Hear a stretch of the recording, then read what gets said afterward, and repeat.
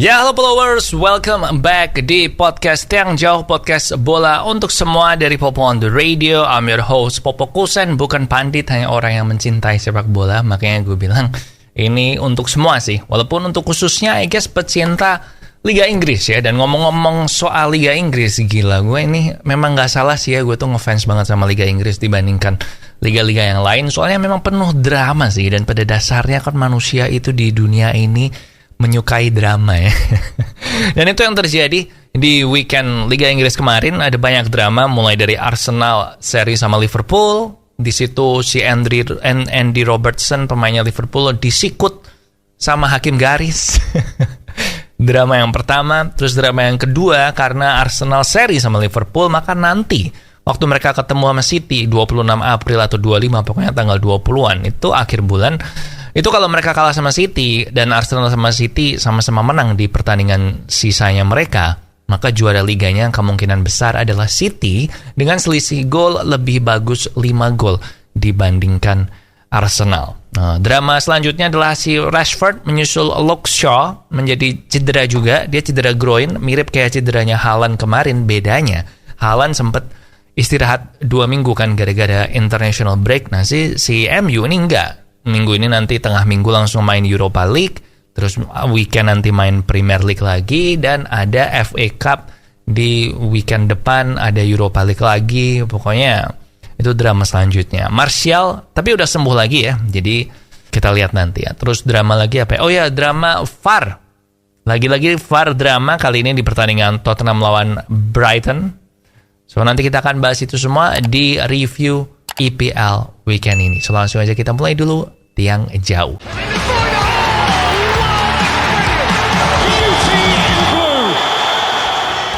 Pertandingan pertama adalah Tottenham 2-1 melawan Brighton. Sebenarnya mainnya lebih bagus Brighton ya, tapi Tottenham bisa mencuri kemenangan. Dan tentu aja salah satu yang jadi bahan protes dari fansnya Brighton adalah ketika VAR itu tidak meminta wasitnya, si Stuart Atwell, untuk mengecek kembali waktu si Mitoma jatuh di kotak penalti, dan mereka menganggap itu bukan penalti, padahal setelah dicek lagi harusnya itu penalti. Waktu itu kondisi pertandingannya 1-1, dan seandainya waktu itu diberikan dan Brighton menang sama Tottenham, maka bisa aja Brighton ini naik ke peringkat ke-5. Tapi karena mereka kemarin kalah, jadinya ya mereka tetap di peringkat ke-6. Dan yang menarik adalah karena si Howard Webb ini adalah kepala wasit yang membawai semua wasit di Liga Inggris, dan dia atas nama PGMOL itu adalah panitia VAR ya, gampangannya gitu. Nah, dia meminta maaf kepada Brighton karena harusnya memang itu katanya dikasih penalti. Nah, pelatih Brighton sendiri si De Zerbi yang udah di kartu merah karena di pertandingan yang sama waktu Welbeck ngegolin tapi di VAR itu dia protes sampai di kartu merah. Dia juga bilang kalau itu udah jelas banget penalti, itu sangat jelas. Tapi gara-gara ini pemainnya Brighton kurang fokus dan Kane memanfaatkan keadaan dengan mencetak gol kemenangan. Nah, De Zerbi sendiri mengakui bahwa tim yang bagus itu, orang yang pintar itu harusnya bisa menyesuaikan dengan, bisa beradaptasi lah dengan kejadian yang terjadi. Nah, semoga nanti ya si Brighton ini bisa bounce back dari ini, terutama di minggu depan ya, semifinal FA Cup melawan Man United. Next ada Liverpool lawan Arsenal 2-2. Again ini harusnya Liverpool bisa menang ya kalau lihat dari XG dan segala macamnya itu. Kemudian penyelamatan di menit terakhir sama Aaron Ramsdale juga bikin Liverpool nggak menang. Ada penaltinya salah yang nggak masuk juga. Nah, tapi gue mau membahas satu hal di pertandingan ini, di mana menurut gue si Trent Alexander-Arnold itu udah saatnya buat maju ke lini tengah deh. Udah nggak main lagi di back kanan, karena dia udah beberapa bulan ini, bahkan beberapa orang akan bilang udah setahun lebih, si Trent ini kelemahannya di pertahanan, yaitu kurang kreatif, kadang mikirnya telat, terus recovery-nya juga lama kan, dan kemampuan dia bertahan satu lawan satunya itu juga kurang. Nah, jadi menurut gue mumpung sekarang Liverpool ini lagi lini tengahnya itu jelek banget, nggak ada orang di sana kan, jadi mendingan Trent maju ke lini tengah aja. Kemarin dia assist juga kan setelah dia maju ke tengah. Nah, menurut gue si Trent ini harus atau bisa deh mulai dievolusikan untuk menjadi pemain tengah, karena di situ dia lebih bisa mendikte serangan, jadi playmaker, dia lebih bisa mengassist, dia lebih bisa nyuplai bola. Jadi menurut gue kayaknya si Trent perlu evolusi jadi pemain tengah sih. Tapi again, gue bukan Jurgen Klopp ya.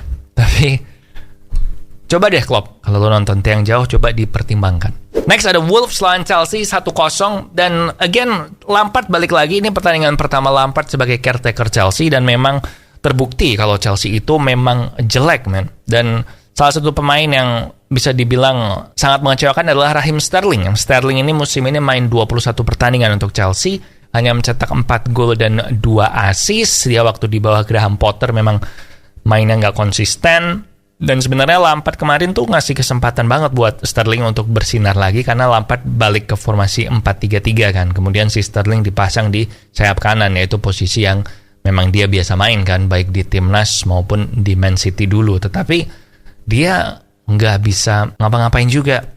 Jadi menurut gue ini problem yang harus segera diatasi. And feeling gue Mason Mount bakal megang peranan penting buat Chelsea sih sampai akhir musim ini. Soalnya dia anak kesayangannya Lampard kan. Jadi kalau lo main FPL, mungkin ini waktu yang tepat untuk beli Mason Mount lagi. Next ada Aston Villa lawan Nottingham Forest 2-0. Menurut gue Unai Emery berhasil banget nih ya membawa Aston Villa menjadi bagus. Lu bayangin, waktu Emery pertama kali datang ke Aston Villa, mereka itu ada di posisi 16, cuma beda 3 poin sama zona degradasi. Dan sekarang Aston Villa itu sudah ada di urutan ke-6.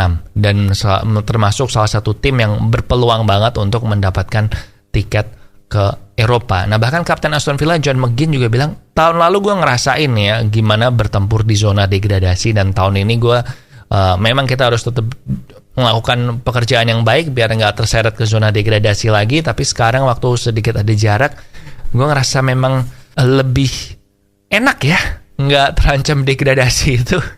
Dan dia bilang, tapi terus dia memberikan peringatan ke teman-temannya dan mudah-mudahan tetap bisa mempertahankannya. Gue optimis sih sama Aston Villa ini. Gue bilang memang mainnya mereka jauh lebih rapi, jauh lebih bagus, dan kelihatan lah memang pelatih yang bagus sama pelatih yang kurang ya. Karena gue setuju kalau pelatih-pelatih luar itu cenderung lebih bagus secara taktik dibandingkan pelatih asal Inggris nggak sih? I don't know, cuman feeling gue aja. Next ada Man United lawan Everton. Ini adalah pertandingan yang membuat fans MU itu antara senang dan sedih ya. Senang tentu aja karena menang, sehingga peringkat keempatnya tuh top 4-nya masih akan tetap aman.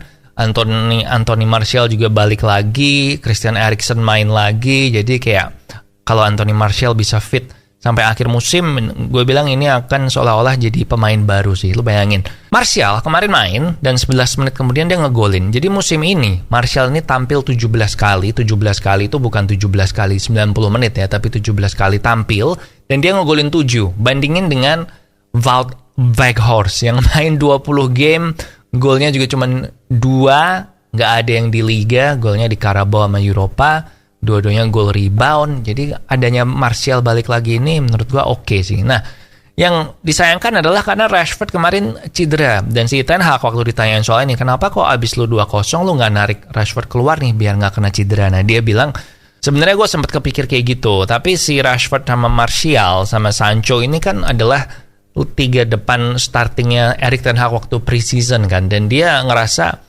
dia butuh Martial sama Rashford membangun koneksi lagi, makanya dia putusin untuk si Rashford, apalagi Rashford nggak ada tanda-tanda bakal cedera, ya udahlah Rashford main dulu aja biar sama Martial meningkatkan keakraban, tapi ternyata berujung jadi cedera. Nah, groin injury-nya Rashford ini biasanya itu minimal 10 hari sampai 2-3 minggu sih. Jadi gue nggak tahu si Rashford bakal fit sampai kapan. Nanti mungkin kalau ada press con dari Ten Hag bakal tahu deh dia kira-kira miss sampai kapan. Kemudian pertandingan terakhir yang akan kita bahas, yang lain nggak perlu dibahas ya, yaitu Brentford 1-2 lawan Newcastle. Newcastle semakin menunjukkan kalau mereka layak di top 4 bahkan top 3 ya. Dan gue bilang yang menarik adalah karena si Eddie Howe ini sekarang punya teka-teki yang menyenangkan, yaitu 2 strikernya si Callum Wilson sama Alexander Isak itu sama-sama mencapai puncak performa di waktu-waktu yang paling krusial. Waktu lawan West Ham di